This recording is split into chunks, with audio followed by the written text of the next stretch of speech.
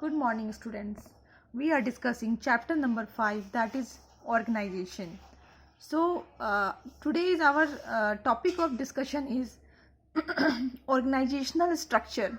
Okay. In the last video, we had discussed organization process and importance of organizing. Okay. In today's video, our main discussion is organizational structure. तो first let's understand what you understand by organizational structure. ठीक है, तो मैं example के through आपको समझाना चाहूँगी कि ऑर्गेनाइजेशनल स्ट्रक्चर होता क्या है. ठीक है, सपोज अगर हम लोग स्कूल की बात करें तो स्कूल कैसे ऑपरेट होता है. इसको ऑपरेशन का 2-3 मेन लेवल्स हैं, वो देखिए. सबसे पहले तो मैनेजमेंट कमेटी होती है.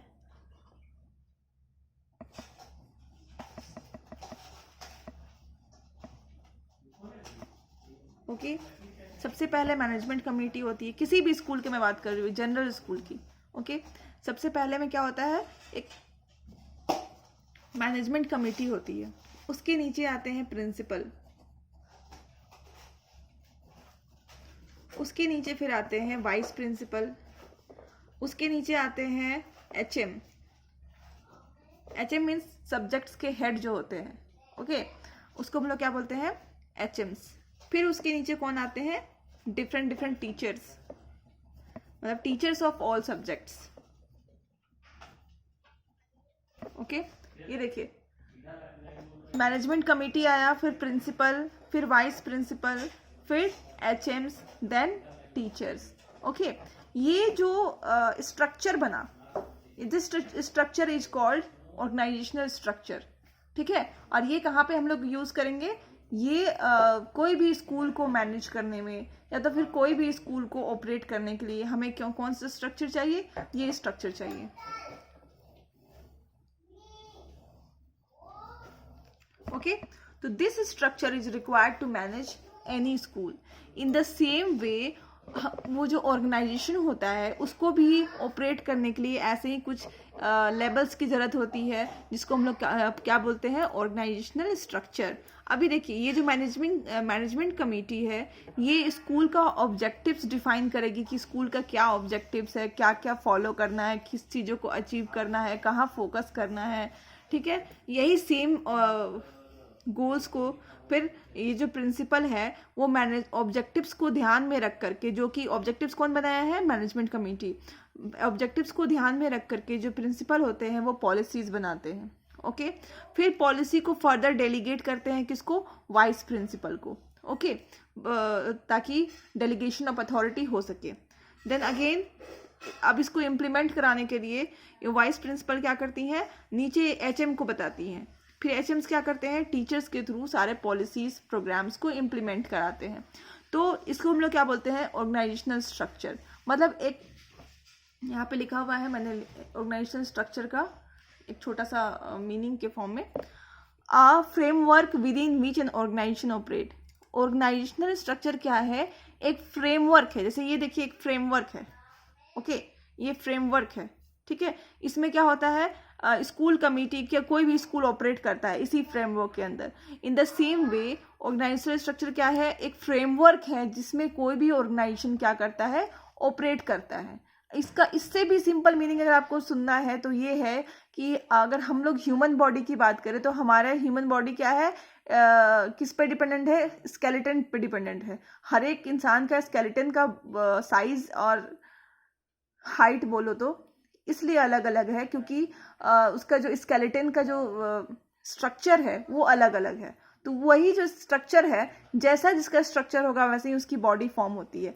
इन द सेम वे वही जो स्केलेटन की हम लोग बात कर रहे हैं वही स्ट्रक्चर की है, वही स्ट्रक्चर है. उसको आप मतलब समझने के लिए ये सोच सकते हो कि ऑर्गेनाइजेशनल स्ट्रक्चर में कैसा है, स्केलेटन की तरह है. मतलब वो डिफाइन कर देती है कि आपका कैसे आपका जो काम हो रहा है, ठीक है, वो किस लेवल पे हो रहा है. जैसे मैनेजमेंट किस लेवल पे होता है, 3 लेवल्स होते हैं इनके, top level, middle level and lower level. तो ये क्या हो गया, स्ट्रक्चर हो गया इसका.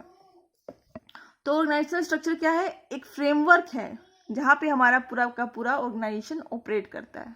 ओके, अब कुछ इंपॉर्टेंट बात है जो आपको सुनना है. I am reading it and you have to just listen and understand, try to understand. Whenever the manager is performing organizational function, it results in the formation of an organizational structure which depicts the working style of an organization. जब भी कोई manager काम करता है organisation में, ठीक है, तब क्या होता है, एक रिजल्ट होता है कि एक ऑर्गेनाइजेशनल स्ट्रक्चर का फॉर्मेशन होता है. ओके, उसको हम लोग क्या बोलते हैं, ऑर्गेनाइजेशनल स्ट्रक्चर का दूसरा नाम हम लोग बोलते हैं working style of any organization. कोई भी ऑर्गेनाइजेशन किस तरह से वर्क करती है उसी को हम लोग क्या बोलते हैं, ऑर्गेनाइजेशनल स्ट्रक्चर. ये हमें कैसे पता चलता है कि कौन सा ऑर्गेनाइजेशन कैसे वर्क करती है, उसके ऑर्गेनाइजेशनल स्ट्रक्चर से पता चलता है. Alright, this structure shows the authority, responsibility, relationship between the people working at different job position. ये जो जैसे मैंने एग्जांपल दिया है आपको, ये management committee of school. Okay, यहाँ पे देखिए, आपको ये देख करके बहुत अच्छे से क्लियरली पता चल जाएगा कि यहाँ पे बॉस कौन है. ओके, आपको कौन ऑर्डर देने वाला है और कौन ऑर्डर रिसीव करने वाला है. तो जो भी ऑर्डर रिसीव करने वाले हैं उसके माइंड में बहुत पहले से ही सब कुछ क्लियर पिक्चर है कि मुझे प्रिंसिपल से ऑर्डर मिलना है या फिर मुझे वाइस प्रिंसिपल से ऑर्डर मिलना है. जो वाइस प्रिंसिपल है उसके दिमाग में बहुत अच्छे से क्लियर पिक्चर है कि मुझे कहाँ से ऑर्डर मिलना है और मुझे क्या क्या रिस्पॉन्सिबिलिटी कंप्लीट करने हैं और मुझे किसको किसको डेलीगेट करना है responsibility. Everything is very very very clear. Okay, तो ऑर्गेनाइजेशनल स्ट्रक्चर क्या होता है, उस पर कौन किसको ऑर्डर देता है, कौन किसका बॉस है और किसको क्या फॉलो करना है, इस चीज़ का जो क्लियर पिक्चर मिल जाता है. और ये किससे मिलता है, ऑर्गेनाइजेशनल स्ट्रक्चर से ही मिलता है. Okay, this structure makes clear who is reporting to him. जैसे मान लो यहाँ पे टीचर्स है, टीचर किसको रिपोर्ट करेंगे, इनको रिपोर्ट करेंगे. ये किनको रिपोर्ट करेंगे, इनको रिपोर्ट करेंगे. ये किनको रिपोर्ट करेंगे, इनको रिपोर्ट करेंगे. और फाइनली प्रिंसिपल किनको रिपोर्ट करेंगे, यहाँ पे रिपोर्ट होगा. ओके, तो यहाँ पे स्ट्रक्चर में ये बहुत ही कंफर्म है कि कौन किसको रिपोर्ट करने वाला है. ऑलराइट, और who is the boss and who is the subordinate. यहाँ पे ये भी पता है कि कौन बॉस है और कौन subordinate. Okay, very fine. Then अगर हम लोग आगे देखते हैं तो जो ऑर्गेनाइजेशनल स्ट्रक्चर है वो दो मेन डिविजन्स में डिवाइडेड है. Right, functional structure and divisional structure. Okay, functional structure and divisional structure. तो थिंग इज दिस कि today we are going to study about the functional structure and tomorrow's video I will discuss about the divisional structure. So let's concentrate on functional structure. Functional structure होता क्या है, mainly क्या होता है, similar type की जो activities होते हैं. जैसे मान लो कोई ऑर्गेनाइजेशन है जो सिर्फ शूज़ प्रोड्यूस कर रहा है, सिर्फ शूज़. ओके, वो चाहता तो सॉक्स भी प्रोड्यूस कर सकता था, वो चाहता तो विंटर वेयर्स भी प्रोड्यूस कर सकता था, वो चाहता तो टॉयज़ भी प्रोड्यूस कर सकता है. Okay, anything he can go in many production lines. Okay, but he is producing only one product, that is shoes. Okay, तो वैसे जो स्ट्रक्चर होगा उसको बोलेंगे फंक्शनल स्ट्रक्चर. ठीक है, functional structure mainly deals in similar types of objects. ठीक है, और similar types of things like they are producing shoes only. अब ये जो फंक्शनल स्ट्रक्चर है ये कैसे बटे रहते हैं, ये देखिए, प्रोडक्शन, मार्केटिंग, फिनेंस, परचेज, ये डिफरेंट हेड्स होते हैं. जैसे प्रोडक्शन से रिलेटेड जितने भी चीज़ें हैं वो प्रोडक्शन डिपार्टमेंट में होगा. मार्केटिंग से रिलेटेड जितने भी चीज़ें हैं वो मार्केटिंग डिपार्टमेंट देखेंगे. Finance department it deals with the finance and purchase department deals with the purchases. Okay, तो अभी मैं इसको थोड़ा सा इलेबोरेट करते हैं इसको समझने के लिए. What you understand bye functional structure. ठीक है, when the activities or the job are grouped keeping in mind the functions or the jobs then it is called the functional structure. Okay, जब भी हम लोग डिवीजन करते हैं, ठीक है, ये देखिए, प्रोडक्शन में क्या फंक्शन होना है, प्रोडक्शन का फंक्शन होना है. मार्केटिंग में क्या फंक्शन होना है, मार्केटिंग का फंक्शन होना है. फिनेंस में क्या होना है, फिनेंस से रिलेटेड सारे फंक्शन होने हैं. परचेजेस से क्या होना है, परचेजेस से रिलेटेड सारे फंक्शंस होने हैं. जब लोग फंक्शंस को माइंड में रख करके डिस्टिंग्विश करना चाहते हैं तब वो कहाँ, उसको क्या बोलते हैं, फंक्शनल स्ट्रक्चर. नाम से ही देखिए, फंक्शनल, मतलब ये दो चीज़ें याद करनी है, सिमिलर टाइप के ऑब्जेक्टिव्स में डील करते हैं, and second it is divided on the basis of function. Okay, देखिए हर एक डिपार्टमेंट अलग अलग जो फंक्शन होता है वो अलग अलग डिपार्टमेंट में बटा हुआ है। ओके, तो यहाँ पे देखते हैं आगे, when the activities of the, हाँ ये पढ़ लिया मैंने, all the jobs related to the production are grouped in production department. देखिए जितने भी जॉब्स हैं जो कि प्रोडक्शन से रिलेटेड है वो कहाँ होंगे, प्रोडक्शन डिपार्टमेंट में। Related to sales in sales department, जितने भी जॉब्स हैं सेल्स डिपार्टमेंट से जुड़े हुए हैं वो कहाँ होंगे, सेल्स डिपार्टमेंट में। एंड परचेजेस से मान लो सपोज रॉ मटेरियल परचेज कर रहे हैं, ठीक है, तो ये सारे कहाँ पे डील किए हुए हैं, परचेज डिपार्टमेंट में। इसी तरह से सारे कुछ ग्रुप्ड रहते हैं, ठीक है। देखिए जैसे मैं एग्जांपल दे रही हूँ, प्रोडक्शन डिपार्टमेंट क्या क्या करेगा, प्रोसेसिंग होगा। See something is given in your book, very clear picture of the division, ठीक है। प्रोडक्शन डिपार्टमेंट क्या करेगा, processing, quality control, repair, maintenance.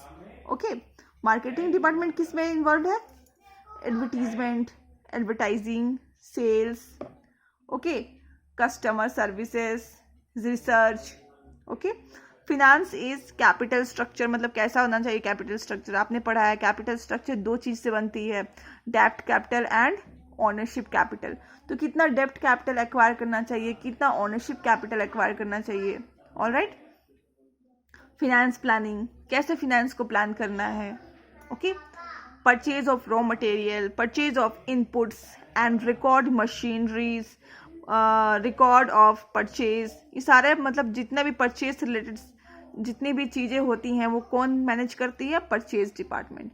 Okay, तो वेरी क्लियर, अगर हम फंक्शंस के हिसाब से एक्टिविटीज़ को बांटना चाहेंगे तो उसमें क्या आता है, वो फंक्शनल ऑर्गेनाइजेशनल स्ट्रक्चर में आता है, ऑलराइट। तो अभी हम लोग आगे देखने वाले हैं advantages of functional structures. Advantages को क्या बोल सकते हैं दूसरे वर्ड्स में, merits. What are the merits of functional structures, okay. तो पहला है स्पेशलाइजेशन। स्पेशलाइजेशन मतलब आप समझते हो कि जैसे हम लोगों ने यहाँ पे क्या किया, हर एक एक्टिविटीज को एक डिपार्टमेंट में बांट दिया गया है, ओके।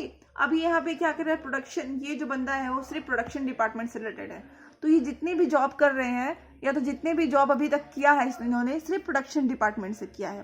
तो in the other words you can also think that he is becoming day by day specialist in his job, मतलब वो बंदा हर दिन सिर्फ प्रोडक्शन डिपार्टमेंट में काम करेगा। अब कोई भी पर्सन रिपीटेटिव जॉब जहाँ पे करते हैं वो वहाँ पे स्पेशलिस्ट बन जाते हैं, एक्सपर्टाइज उन्हें आ जाता है, okay, in doing that particular job. जैसे यहाँ पे जो मार्केटिंग कर रहे हैं वो हर दिन सिर्फ क्या कर रहे हैं, मार्केटिंग से रिलेटेड काम कर रहे हैं, तो वो रिपीटेटिव जॉब कर रहे हैं, तो यहाँ पे उनको क्या हो जाता है, एक एक्सपर्टाइज, एक स्किल डेवलप हो जाता है उनके अंदर, और वो क्या हो जाते हैं, स्पेशलाइज्ड बन जाते हैं उस काम के लिए। तो यहाँ पे हमें क्या मिल रहा है, benefit of specialization, okay, very simple. Second is easy supervision, okay.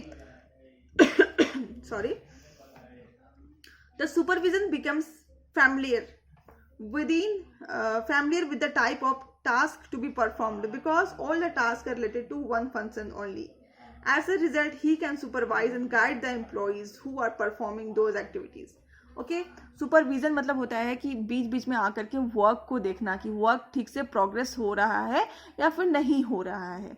तो कोई भी मैनेजर जो होता है वो डेली वही देख रहा है कि प्रोडक्शन डिपार्टमेंट में ऐसे प्रोडक्शन होना चाहिए, मार्केटिंग डिपार्टमेंट में मार्केटिंग ऐसे होना चाहिए, ठीक है। द वे तो प्रोग्रेस मतलब कैसे होना चाहिए, वो तो सेम ही होता है कि प्रोग्रेस कैसे होना चाहिए। तो वो क्या होता है कि हर एक डिपार्टमेंट का जैसे काम बटा हुआ है वैसे ही मैनेजर को क्या होता है, एक सुपरविजन, उन लोग को ईजी सुपरविजन कर सकते हैं, मतलब आकर के उनको गाइड करना वेरी सिंपल हो जाता है कि आए आराम से गाइड कर लिए, क्योंकि उनको पता है कि मार्केटिंग डिपार्टमेंट से ये लोग डील कर रहे हैं और ये क्या है, ऐसे होने है मार्केटिंग, उसका प्रोग्रेस इसी तरह से होना चाहिए, ओके। तो then due to division of functions in different departments, it becomes easy for the manager to supervise. All right. Second is easy coordination. ठीक है। ये जो 4 डिपार्टमेंट्स आपको दिखाए गए हैं वो ये लोग आपस में आराम से कोऑर्डिनेट कर सकते हैं, ठीक है। कोऑर्डिनेट इसलिए इन्हें कर सकते नहीं, इन्हें करना ही पड़ता है। क्यों करना पड़ता है? क्योंकि दे ऑल आर इंटरडिपेंडेंट। ये सब कोई आपस में क्या है? इंटरडिपेंडेंट है, ठीक है। जैसे मान लो फाइनेंस अवेलेबल नहीं है कंपनी के पास, ओके। मान लो फाइनेंस नहीं है तो रॉ मटेरियल परचेज नहीं होगा, ओके। समझ लो बात। सपोज हम क्या कर रहे हैं, हमारे पास शुगर का फैक्ट्री है, ठीक है, चीनी शुगर, ओके। तो सबसे पहले तो शुगर केन खरीदना पड़ेगा, रॉ मटेरियल तो वही हुआ ना हमारा। अब शुगर केन खरीदने के लिए हमें फिनेंस की जरूरत पड़ेगी, ठीक है। फिनेंस मान लो डिपार्टमेंट बोल दिया कि नहीं हमारे पास फिनेंस नहीं है, तो मान लो सपोज इसने कह दिया कि हमारे पास फिनेंस नहीं है, तो प्रोडक्शन डिपार्टमेंट क्या करेगा? खरीद पाएगा रॉ मटेरियल? नो, नहीं खरीद पाएगा। अगर प्रोडक्शन डिपार्टमेंट खरीद नहीं पाया परचेज डिपार्टमेंट, तो प्रोडक्शन डिपार्टमेंट क्या प्रोडक्शन शुरू कर पाएगा of sugar? No. See how it is interrelated.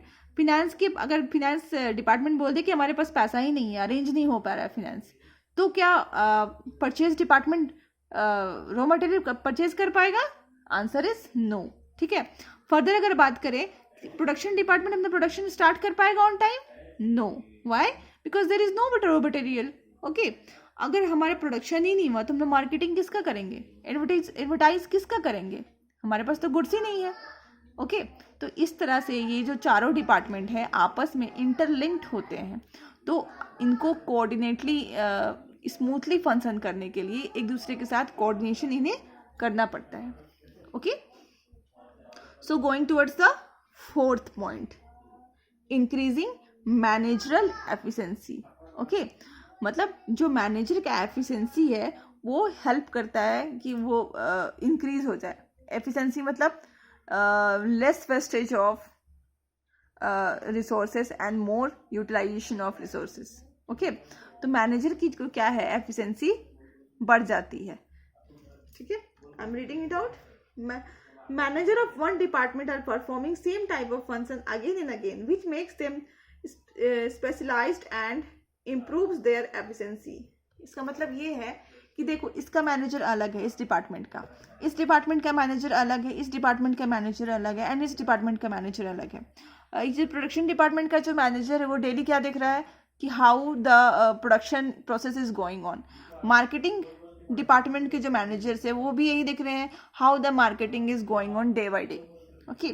Finance के जो मैनेजर है ही इज अरेंजिंग फिनेंस, उनका डेली का ड्यूटी है, ठीक है। परचेज डिपार्टमेंट क्या कर रही है, इनके मैनेजर देख रहे हैं कि रॉ मटेरियल प्रॉपर्ली यूटिलाइज हो रहा है कि नहीं, चीप रेट में खरीद रहे हैं कि नहीं, अच्छी क्वालिटी में खरीद रहे हैं कि नहीं, ठीक है। तो ये सारे जो मैनेजर्स हैं बस वो एक ही पर्टिकुलर डिपार्टमेंट के लिए काम कर रहे हैं, तो जिसका असर ये होता है, जिसका इफेक्ट ये होता है कि जो मैनेजर का मैनेजरल एफिशिएंसी होती है वो बढ़ जाती है। Alright, moving towards the last point, effective training, okay. Let's read. It makes training of employees more easy as they are trained in limited types of skills.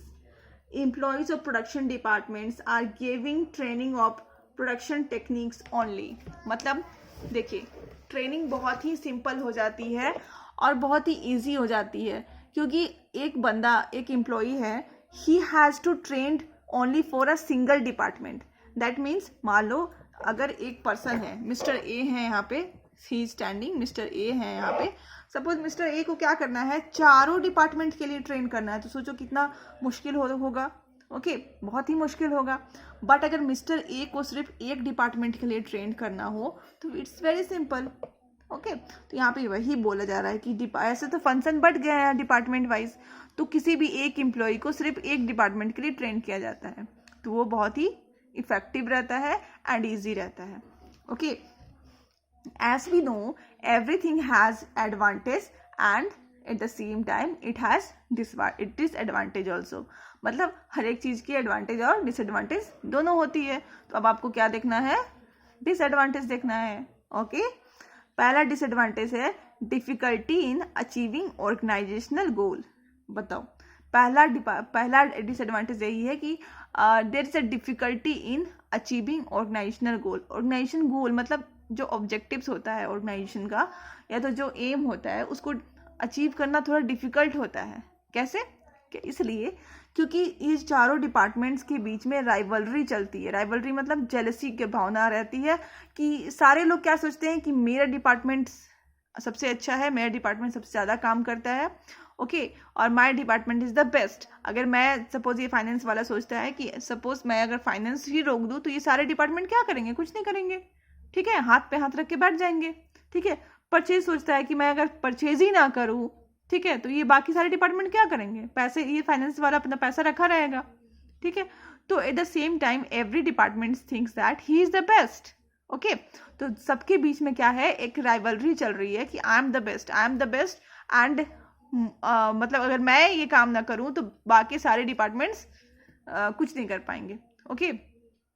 तो इसी चक्कर में क्या हो जाता है, कभी कभी अगर इन लोगों के बीच में कोऑर्डिनेशन नहीं है, राइवलरी की भावना है, एटीट्यूड थोड़ा सा गलत है, ठीक है, तो क्या हो जाती है? ऑर्गेनाइजेशनल स्ट्रक्चर को अचीव करने में देरी हो जाती है, ओके, डिफिकल्टी हो जाती है।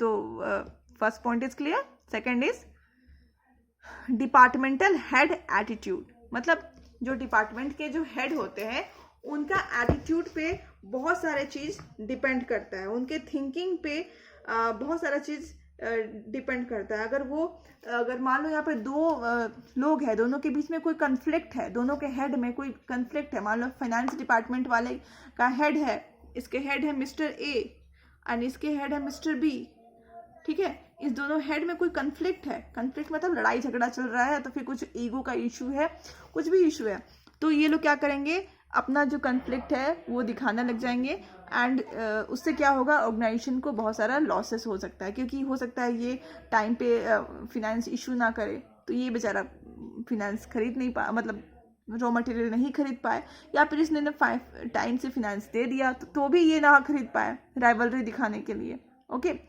तो इनके जो एटीट्यूड पे ही बहुत सारा चीज़ डिपेंड करता है, हेड के एटीट्यूड पे, मतलब जो भी डिपार्टमेंट के जो हेड होते हैं उसके एटीट्यूड पे बहुत सारा जो स्मूथ रनिंग, ठीक है, इफेक्टिव ऑर्गेनाइजेशन, ओके, गोल्स को रीच करना, ये सब बहुत सारी चीज़ें जो है डिपेंड करती है, ओके।